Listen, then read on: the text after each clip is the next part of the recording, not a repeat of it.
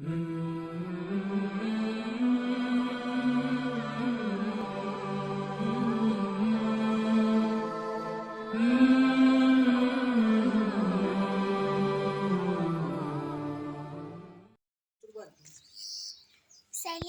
کے 10ویں باب کا پہلا قصہ پیش خدمت ہے۔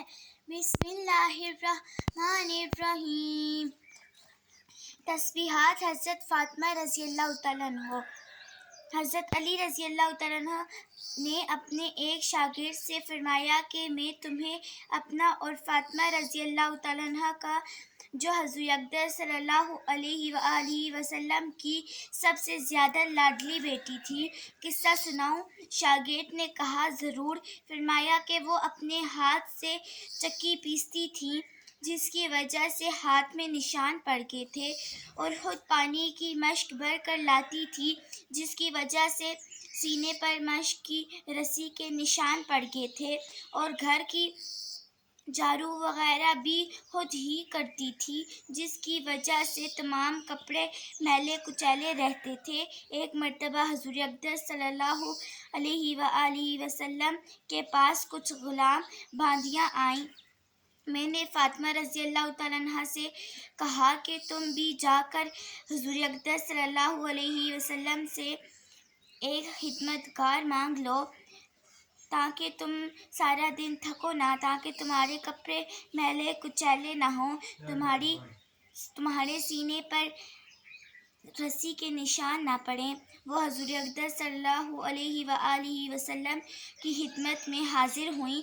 وہاں مجمع تھا اور شرم مجاز میں بہت زیادہ تھی، اس لیے شرم کی وجہ سے سب کے سامنے باپ سے بھی نہ مانگ سکیں، واپس آ گئیں، اور دوسرے دن بھی حضور اقدس صلی اللہ علیہ وآلہ وسلم سے چھپ کر مانگنے کے لیے چلی گئیں، تب بھی ان کو وہاں پر شرم ہی آ رہی تھی۔ تیسری مرتبہ حضور اقدس صلی اللہ علیہ وسلم خود تشریف لائے۔ ارشاد فرمایا کہ فاطمہ کل تم کس کام کے لیے گئی تھی؟ وہ شرم کی وجہ سے چھپ گئی۔ میں نے عرض کیا کہ یا رسول اللہ، ان کی یہ حالت ہے کہ جو وجہ سے ان کی حالت اتنی بری ہو گئی ہے، اور ان کی مشک کی رسی کے نشان ان کے سینے پر ہیں، اور ان کے کپڑے بھی میلے کچیلے ہیں، ان کا کاروبار بھی ختم ہو گیا ہے۔ میں نے ان سے کل کہا تھا کہ آپ کے پاس خادم آئے ہوئے ہیں، ایک یہ بھی ہے کہ تم حضور اقدس صلی اللہ علیہ وآلہ وسلم سے مانگ لو۔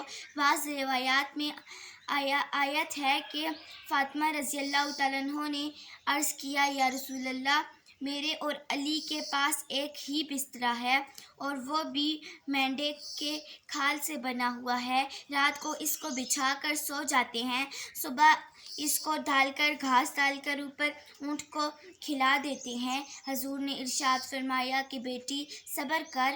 حضرت موسیٰ علیہ السلام اور ان کی بیوی کے پاس 10 برس تک ایک ہی بستر تھا، وہ بھی حضرت موسیٰ علیہ السلام کا چوغا تھا، رات کو اسی کو بچھا کر سو جاتے، صبح تقویٰ حاصل کر اور اللہ سے ڈر، اور اپنے پروردگار کا فریضہ ادا کر، اور اپنے پروردگار سے معافی مانگ، اور اپنے کاروبار کو انجام دیتی رہ، اور جب سونے کے واسطے لیٹا کرے تو سبحان اللہ پڑھا کر، اور الحمدللہ بھی پڑھا کر، 33 دفعہ الحمدللہ پڑھا کر، اور 34 دفعہ الحمدللہ رب العالمین ساری پڑھا کر۔ یہ خادم سے زیادہ اچھی چیز ہے۔ حضرت فاطمہ رضی اللہ تعالیٰ عنہ نے عرض کیا میں اللہ اور اس کے رسول صلی اللہ علیہ وسلم سے راضی ہوں۔ حضرت عائشہ رضی اللہ تعالیٰ عنہ کا صدقہ۔ حضرت عائشہ رضی اللہ تعالیٰ عنہ کی خدمت میں 2 گونے درہموں کی برکر پیش کی گئیں، انہوں نے ان کو انکار کر دیا۔ حضرت عائشہ رضی اللہ تعالیٰ عنہ نے طباق منگایا اور ان کو بھر بھر کر تقسیم فرمانا شروع کر دیا، اور شام تک سب ختم کر دیے، 1 درہم بھی باقی نہ چھوڑا۔ خود روزہ خود روزے دار تھیں۔ افطار کے وقت بھانجی سے کہا کہ افطار کے لیے کچھ لے آؤ۔ وہ ایک روٹی اور زیتون کا تیل لے آئی اور عرض کرنے لگیں، کیا اچھا ہوتا ہے کہ گوشت کی جگہ ادھر اچھے سے اچھا گوشت ہوتا۔ مجھے تو خیال بھی گوشت کے آ رہے ہیں اور تم یہ کیا روٹی اور زیتون کا تیل لے آئی ہو۔ آج ہم روزہ گوشت سے کھولنا چاہتے تھے اور تم نہیں لائی۔ فرمانے لگی، اب طعنہ مت دیں، آپ نے ہی تو سارا گوشت لاد کر دے دیا ہے، اب کیا گوشت مانگتی ہیں۔